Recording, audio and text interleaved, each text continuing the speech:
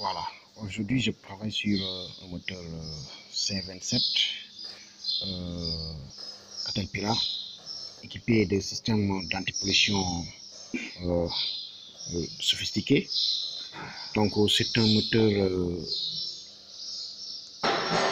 moteur 12 cylindres en V. Ouais, ça c'est la première lignée de cylindres qui est composée de 6. Et ça, c'est la deuxième lignée. Et ce qui constitue les deux lignées sont en forme V. C'est la raison pour laquelle on dit que c'est un bloc en V, c'est-à-dire un bloc en V, un moteur en V. Donc V12 comme 6 cylindres à gauche et 6 cylindres à droite. Donc le problème pour lequel j'ai eu à déculasser les deux culasses. Je vais vous montrer les classes. La première culasse, elle est là. Voilà. Et je l'ai déposée. Donc ça c'est le turbo. Donc c'est deux turbos. Donc biturbo, ça c'est le premier turbo pour la première culasse. Ça c'est la deuxième culasse. Et ça c'est le deuxième turbo. Donc on l'a déculassé et enlevé les chemises. Vous voyez ici il n'y a plus de chemises. Les chemises ont été enlevées, ils sont là. Ils sont là. Voilà, ça sont les chemises. Ça sont les systèmes pistons, les pistons et les bielles. On a enlevé les chemises parce qu'on a constaté qu'il y avait une fuite de compression. C'est-à-dire que quand le moteur est en marche, on constate qu'ici, qu'il y avait de la fumée qui sortait par là. Et ensuite, il y avait aussi de la fumée qui sortait de par le bouchon de remplissage d'huile. Donc cette fuite de compression qui est un défaut de fonctionnement du moteur thermique, c'est la raison pour laquelle on a enlevé les deux culasses pour constater ou bien pour voir réellement quelle a été la cause. Donc quand on a déclassé la première culasse, on a fait le constat que ici les chemises étaient en parfait état. C'est-à-dire ils sont lisses, ils sont en parfait état. Donc on va faire après la métrologie pour ces cylindres. Mais visuellement, on voit que c'est en bon état. Par contre, pour ces cylindres, c'est-à-dire les 6 autres cylindres de l'autre côté, on a constaté que le cylindre numéro 2, et le cylindre numéro 7 et le cylindre numéro 5 ont présenté des rayures. Et ce sont ces rayures ici à l'intérieur qui font qu'il y avait fuite de compression. Comme vous le savez bien, la fuite de compression a pour conséquence que le fait que le moteur ne fonctionne pas bien, c'est-à-dire la puissance va chuter.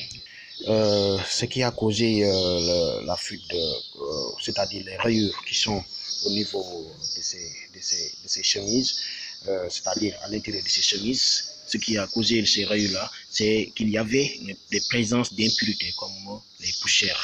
La poussière, puisque le moteur avait été monté sur une machine D11, c'est-à-dire une bulldozer D11.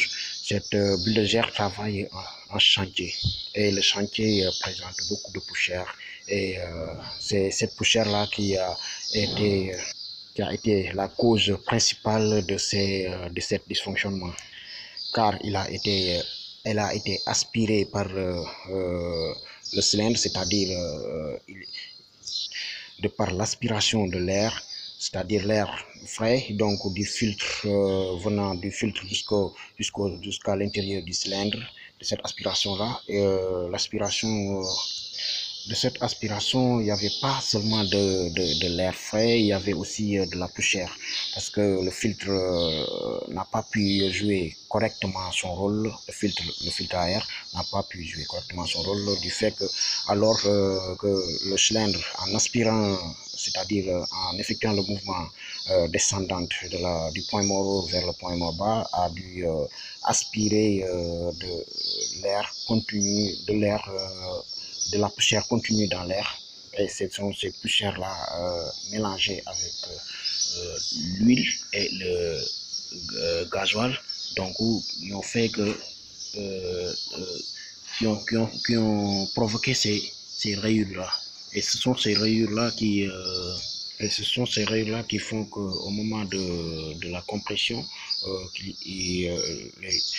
l'air va passer au niveau de ces parois-là, des parois de ces cylindres-là, pour être acheminé vers le carter inférieur. Et après l'explosion détente, donc il y a la fumée, au lieu de sortir directement en haut de la culasse, il y a aussi une partie de la fumée qui va sortir vers le carter inférieur. Et du carter inférieur, donc la fumée va être acheminée aussi au niveau de la prise de niveau, de l'huile. Et au niveau aussi du bouchon de remplissage. Donc c'est ce qui a causé le problème pour ce puissant moteur C27. C'est un moteur très spécifique et très puissant. Là, il est équipé des injecteurs pompes. Là, tu vois, il y a un dysfonctionnement là, parce que là, le ressort de l'injecteur, de cet injecteur pompe, c'est-à-dire pompe du cylindre numéro 6, est cassé. Ce qui fait qu'il n'y a plus de rappel pour cette injection-là. Les injecteurs pompes, ce sont des puissants injecteurs qui peuvent injecter, qui peuvent pulvériser le gasoil à des pressions très grandes. Ouais, ça, c'est un injecteur pompe.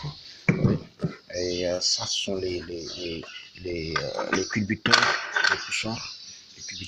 Et ça, c'est la masse d'équilibrage ou bien le dampère qui est monté au niveau de l'arbre cam.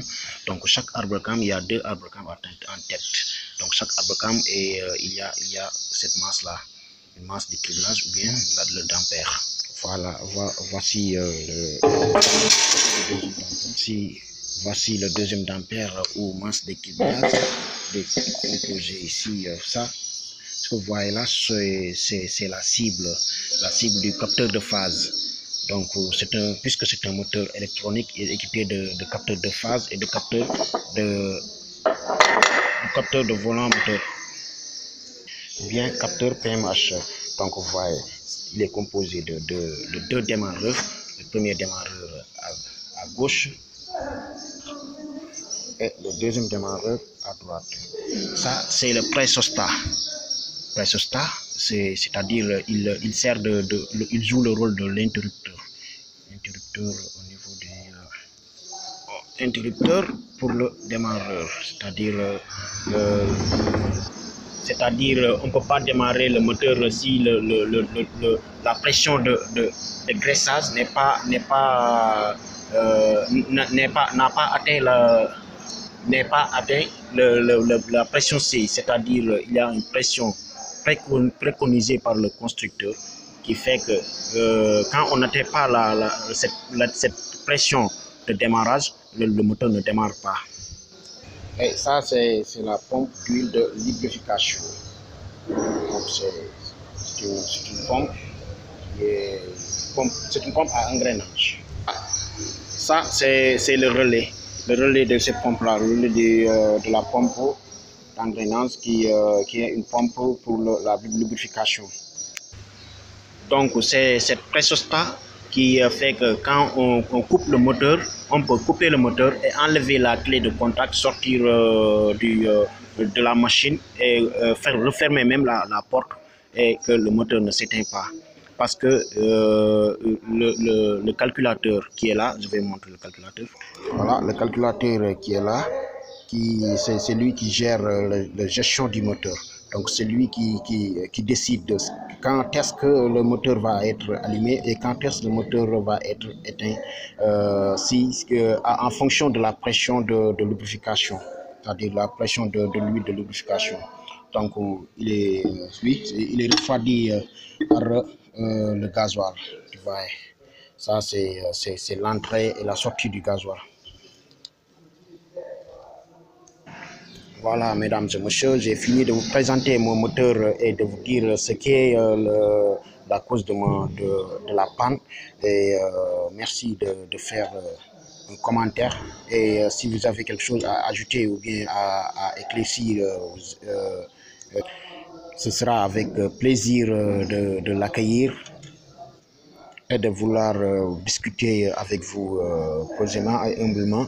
Donc, merci de bien vouloir faire vos commentaires. Inch'Allah, je vous attends. Merci beaucoup. Donc, cette vidéo a été présentée par Mo Maintenance et il vous dit, il vous donne rendez-vous dans un délai proche, Inch'Allah, pour une prochaine vidéo qui portera peut-être sur un autre moteur ou bien sur un autre système mécanique ou bien même électronique et pourquoi pas même informatique. Merci beaucoup. À bientôt, Inch'Allah.